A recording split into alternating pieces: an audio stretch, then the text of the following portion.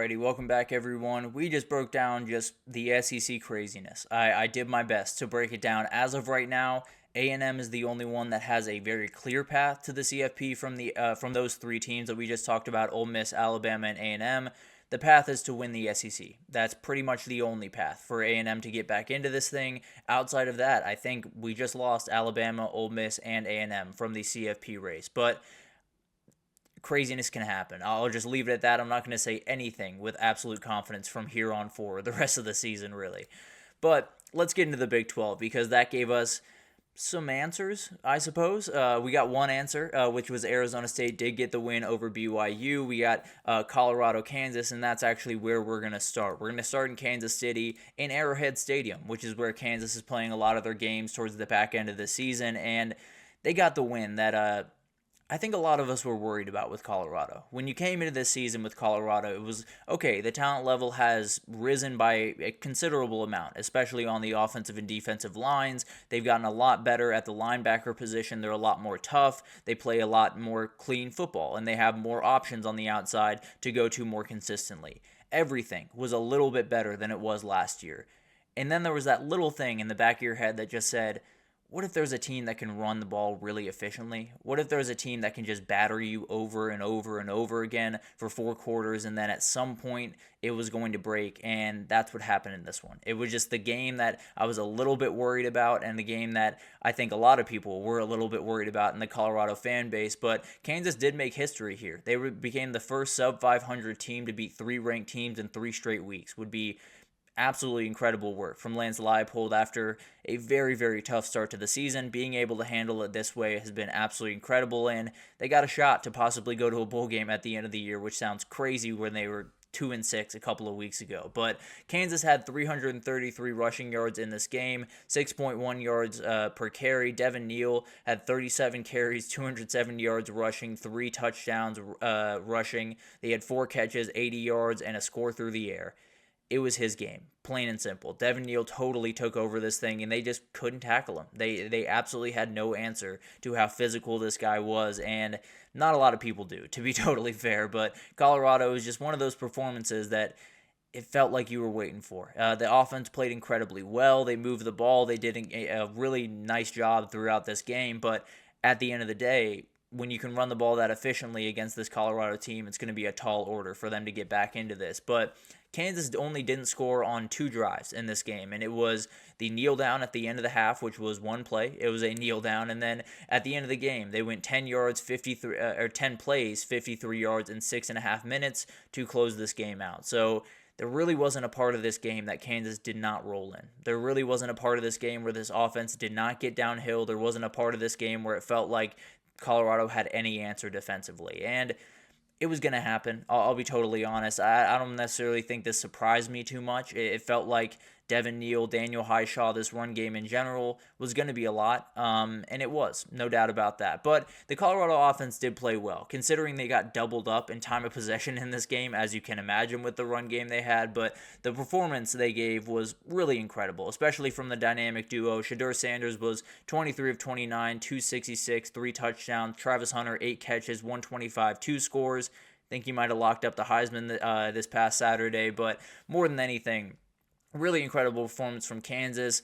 One of those performances that was a little bit worried about with Colorado. Felt like it was coming at some point. They played so well, played so physical, but Saturday was just the last straw on the camel's back. That was just the end of the story, and definitely still alive for the Big 12 race, but need a little bit of help to get there. But the biggest thing here, and I just kind of wanted to touch on this here for a second, the hit on Shedeur Sanders should have been an injection. I don't know why it wasn't. I don't know what we're doing if that was not, because I have a huge issue with these targeting rules, because we kick out players for a game or even for the next game, for the first half of the next game, for really hard, good hits. And some of them are a little bit dangerous. I fully understand that. Football's dangerous, guys. They're going to get after each other. They're going to fly. They're going to make some plays that are a little bit sketchy, a little bit dangerous. That's going to happen.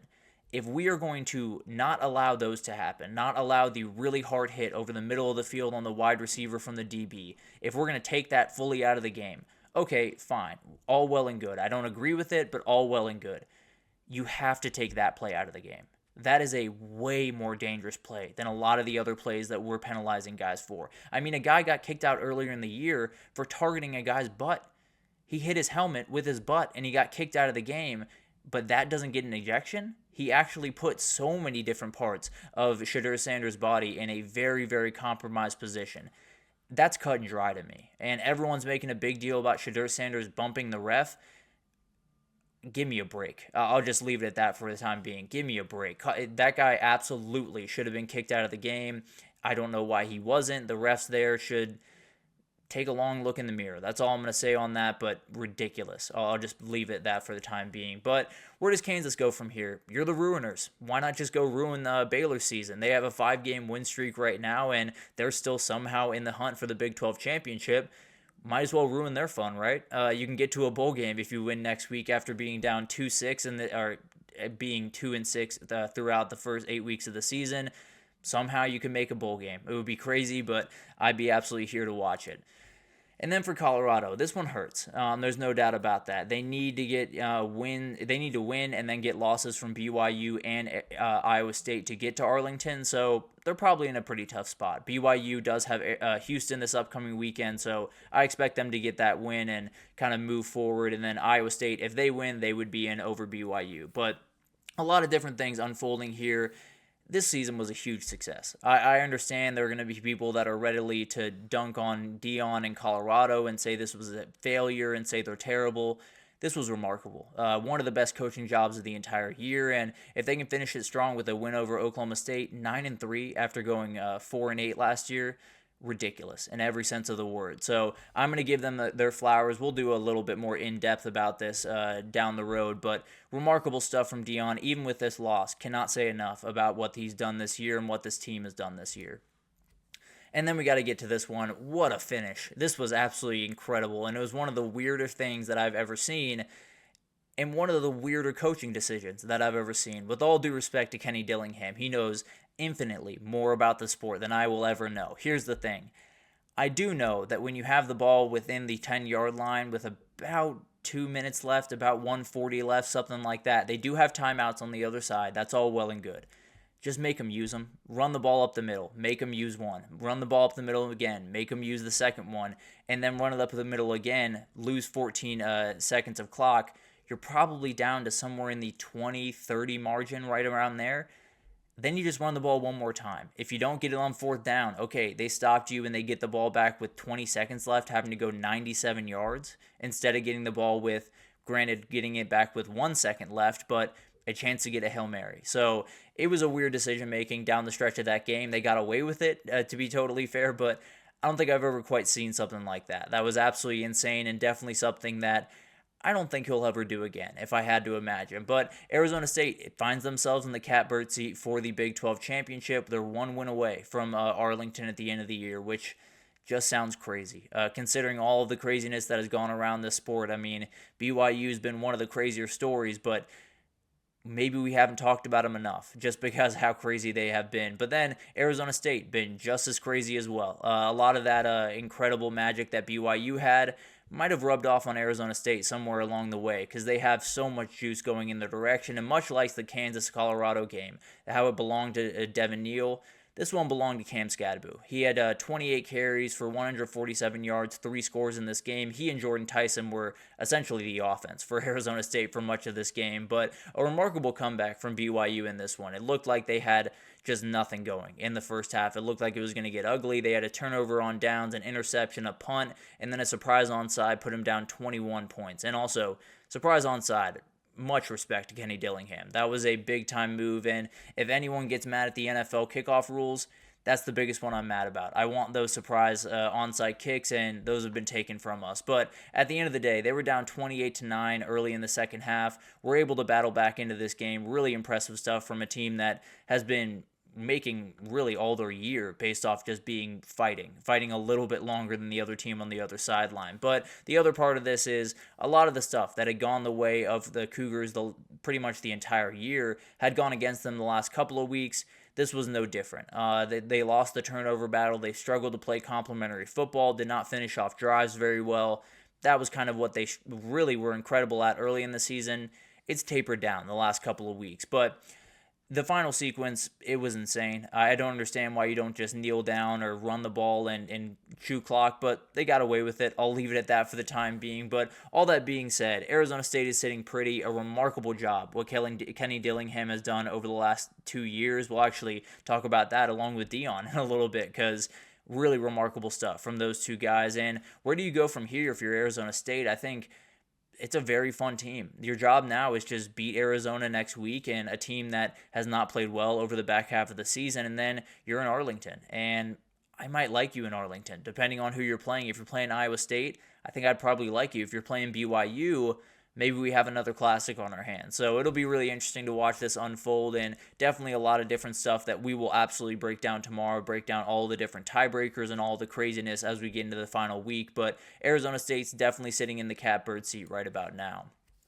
Then for BYU, you're somehow still alive. You gave yourself at least enough of a buffer where if you win and Iowa State loses to Kansas State, which is not all that crazy in the world, you absolutely can get back into the Big 12 title and then get another shot at this team. So it'll be interesting to watch what happens. And you're only 3 yards from beating them in this one. So who knows? Maybe you can get another one and get one in the Big 12 championship, move on to the CFP, but a couple of really tough weeks for BYU, and they're just hoping they get another shot at this Arizona State team.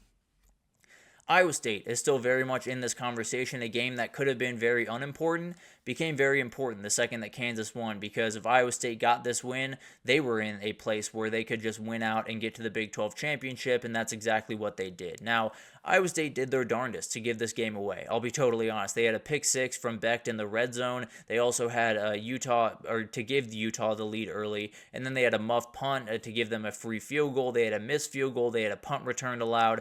That's about 20 points that Iowa State either gave to Utah or gave up themselves. It was very ugly in a number of different ways for Iowa State. And on the other side, do want to give a quick shout out to Luke Batari, a very, very talented kid that came in for Isaac Wilson after a sketchy tackle. I'll leave it at that for the time being, but he went out with an injury, and Luke Batari came in and did really good work. Was not also necessarily all that pretty, but 10 plays, 91-yard touchdown drive that took him gave them the lead with only 6 minutes left. ISU obviously was able to come back down and score, but really, really impressive stuff. He led another drive, and then they missed a field goal at the end of the game. So a really impressive player, and maybe just the guy that you might want to start in that final game and see what happens there to see if you have that quarterback of the future. But a rough performance as it was. The final game, the final drive, the offensive performance for Iowa State was very ugly, and then that final drive of 10 plays, 75 yards, only one negative play, and it was a negative 1-yard screen. Really impressive stuff from Iowa State. Really, when they needed it, they really showed up. And Jaden Higgins was a huge reason for that. He's very quietly putting together a 1,000-yard season, had 155 in a score in this one, had 77 catches, 1,015 yards, and 8 scores on the season. The dude's an absolute problem, and KSU is going to have their hands full next week. I can promise you that. But Iowa State got what they needed, which was a win. That was as plain and simple. It did not need to be pretty. They needed to get the win, and now they're sitting in a really good spot. They could go to their first Big 12 championship since Brock Purdy was their quarterback, and would be a pretty special thing for this team. Still work to be done, but we'll see what happens there. For Utah, it was a nightmare season. I had no other way to put it. Cam Rising goes down, and everything starts to spiral. I do think we've probably seen Kyle Whittingham coach, or we will see this upcoming weekend, him coach his last game at Utah. If that's the case, then a really tough ending to a just downright Hall of Fame career. One of the best coaches in the country, and it showed year after year. This one was just a couple too many things stacked against them. And then for Iowa State, still alive. That's the only goal. Just stay alive throughout this entire thing. Beat Kansas State next week if you can, and then you're on your way to Arlington, which would sound absolutely crazy, but if we know anything about the Big 12, crazy stuff tends to happen. So maybe Arizona State and Iowa State miss out. What do I know? But at the end of the day, it was an incredible weekend in that conference, and we will break down all of the craziness in that conference on tomorrow's show. So definitely check out that. But let's take our third break here, and when we come back, we got to get into the top 25 roundup. A ton of teams that I want to break down right after this, so stick with us.